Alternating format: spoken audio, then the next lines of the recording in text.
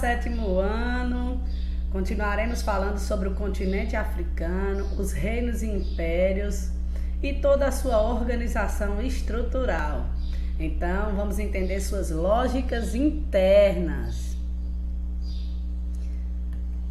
Nosso conteúdo continua sendo os reinos africanos e a nossa habilidade é discutir o conceito de escravidão moderna e suas distinções em relação ao escravismo antigo e à servidão medieval e reconhecer as ações e interrelações.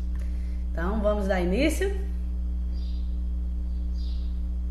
Começando com as possíveis, teorias para a origem do nome África, Alguns dizem que veio de África, ou seja, uma região ao sul de Cartago, no norte do continente africano.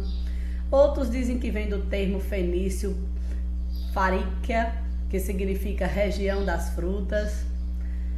Outro é África, África, que quer dizer ensolarado, já que o continente africano está numa região tropical, que vem do grego aprique, que significa sem frio. Nas línguas indianas, a palavra apara ou África quer dizer que fica depois, ou seja, do outro lado do ocidente. Acredita-se também que um chefe árabe teria invadido o norte do continente por volta do ano 2000 a.C., e fundado uma cidade que teria o nome de Afriquia.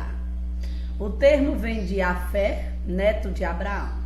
Então, essas são as possíveis origens do nome África, que deu, a origem ao continente africano. Nós vimos o Egito antigo no continente africano, falamos sobre o Império do Mali, sobre o Congo, e vários outros impérios e reinos africanos que iremos retomar aqui ao longo do assunto. Mas foquem aqui nesse trecho onde diz o seguinte: entre os séculos 9 e 16 existiram organizações políticos-sociais na África. Alguns pesquisadores as classificam como, aí é onde a gente vai focar o nosso estudo, chefias, reinos e impérios. Vamos entender o que é uma chefia, o que é um reino e o que é um império dentro do continente africano, como isso se organizou, e onde se destacaram, quais foram os principais impérios e reinos. Chefia era própria das sociedades que não reconheciam um poder centralizado. É assim, pessoal, existiam várias tribos, várias aldeias africanas e cada uma delas tinha um chefe, E esses povos com características culturais semelhantes, um estilo de clãs familiares, com sua cultura idêntica, eles acabavam escolhendo um chefe para a sua tribo, para a sua aldeia. E esses líderes se destacavam-se pela força, pela capacidade de negociar, de fazer justiça, ou seja, liderar conflitos com inimigos, tribos vizinhas inimigas, e pela combinação das suas qualidades. E ali o seu povo lhe elegia um chefe, E reino. Reino era comum entre os povos que reconheciam um poder centralizado sobre o controle do soberano, o líder principal. Então, o soberano é o rei. Os reinos costumavam ter um território delimitado, sem pretensões expansionistas, e grupos de subordinados que pagavam tributos ao líder. Sim, tributos, impostos. O líder principal, cujo poder costumava ser vitalício ou hereditário. Vitalício é até a morte, e hereditário é que o primogênito, ou o sucessor seria alguém da mesma família, da mesma linhagem, e podia acumular diferentes atribuições. Esse rei, ele tinha o poder político, ou seja, o líder era responsável por dirigir o reino, tinha o poder religioso, ou seja, o monarca era visto como um deus dentro dentro do seu reino, pelo seu povo, e tinha relação direta com os deuses, recebendo inclusive oferendas em forma de tributos e sacrifícios. Ele também possuía o poder bélico. Bélico é de armas. Então, o guerreiro mais forte e inteligente liderava o povo e o exército do reino. Então, nós tínhamos que ter aí, nessa monarquia, nesse reino, né, os três poderes organizados: o poder político, religioso e bélico. E nós temos aqui três exemplos de reinos africanos: o reino Yorubá, o reino do Congo e o reino do Benin.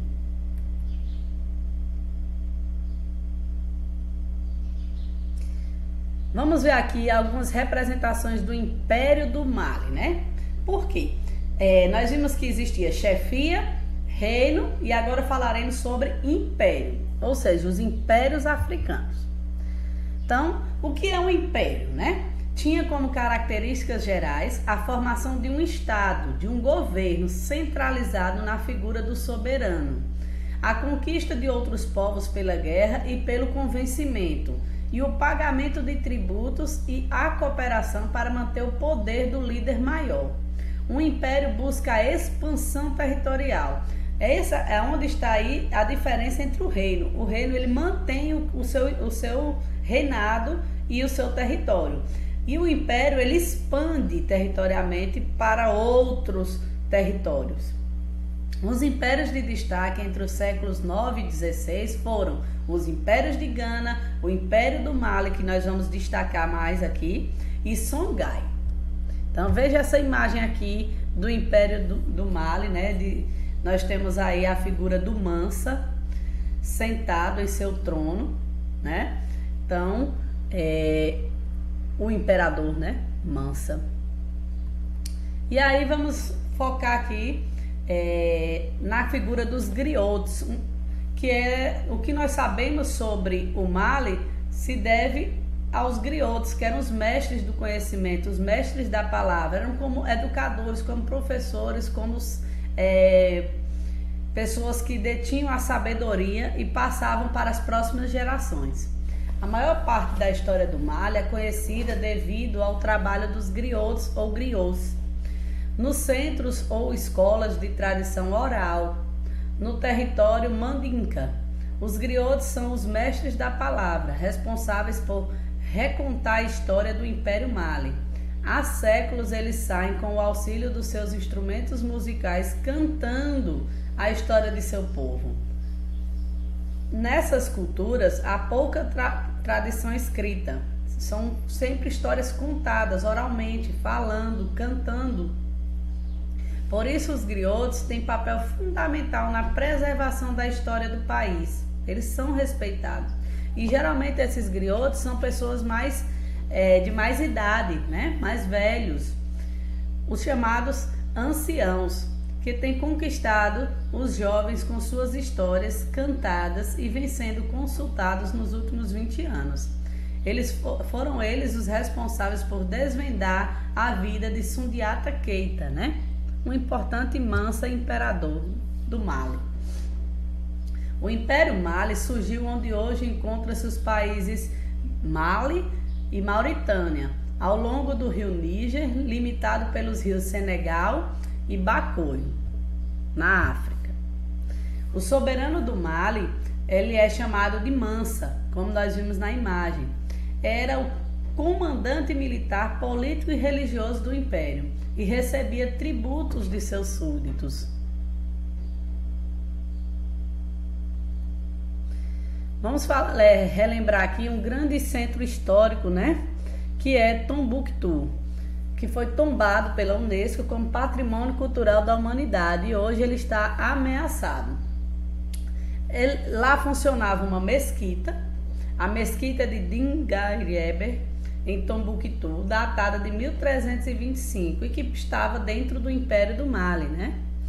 A cidade de Tombouctou, ela é considerada Patrimônio da Humanidade pela Unesco desde 1988. Atualmente consta na lista dos patrimônios em perigo devido à desertificação que vem sofrendo. Além disso, a cidade sofre desde meados de 2012 com os enfrentamentos entre o governo do Mali e os grupos islâmicos separatistas, porque eles tiveram muito, contato com os árabes, né? Com os muçulmanos e com a religião, e aderiram também à religião islâmica. Nós temos aqui, vamos falar agora sobre o Reino do Congo, né? Aqui é uma gravura, onde que no Reino do Congo se expandiu mais o cristianismo, a religião cristã. Então, o Reino do Congo, nos séculos 12 e 16, né? Conta-se que o casamento de Nimi Lukene, do povo Kikongo, com uma mulher do povo Ambundo, surgiu o Reino do Congo, a partir dessa união, desse casamento no final do século 14. Próximo ao rio Congo, que é chamado também de Rio Zaire, com o título de Manicongo, que significa Senhor do Congo, Lukene passou a governar todas as aldeias, auxiliado por conselheiros, chefes militares, coletores de impostos e juízes, ou seja, uma organização administrativa do reino. A capital do reino era Mbanza Congo, a cidade do Congo, e para lá iam todos os tributos em forma de mercadorias e alimentos. Os manes que sucederam Nimi Lukene expandiram o poder do reino por meio de conquistas militares e de casamentos de aliança. No Reino do Congo, os mais velhos controlavam os meios de produção, ou seja, a terra, os instrumentos de trabalho e o poder político. Tratava-se de uma sociedade organizada sob a forma de linhagem, porque se baseava no parentesco e se apoiava nas diferenciações de idade e sexo.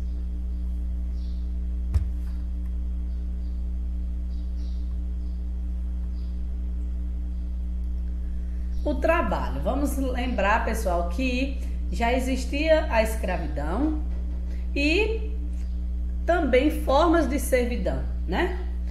Então, principalmente o trabalho escravo. Em muitos lugares vigorava o trabalho escravo ao lado do trabalho livre. Nesses casos, os escravos eram membros dominados de outras famílias, de outras linhagens, que não tinham ligações com a rede de parentesco dominante. Ou seja, uma tribo ela transformava a tribo inimiga vencida em cativo, em escravo. É importante frisar que os escravizados não eram destituídos de sua humanidade, por vezes ficavam temporariamente nessa condição. Os escravos desempenhavam praticamente as mesmas funções que os membros da linhagem dominante. Era um trabalho cooperativo, expedições de caça, defesa das cidades e participação em cerimônias religiosas, em algumas tribos. A escravidão não era fator social predominante e coexistia com outras formas de dependência.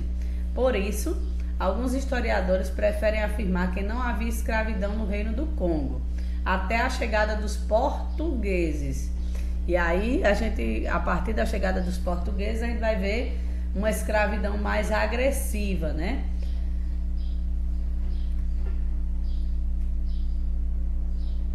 Então, esse é o nosso conteúdo, né, sobre África.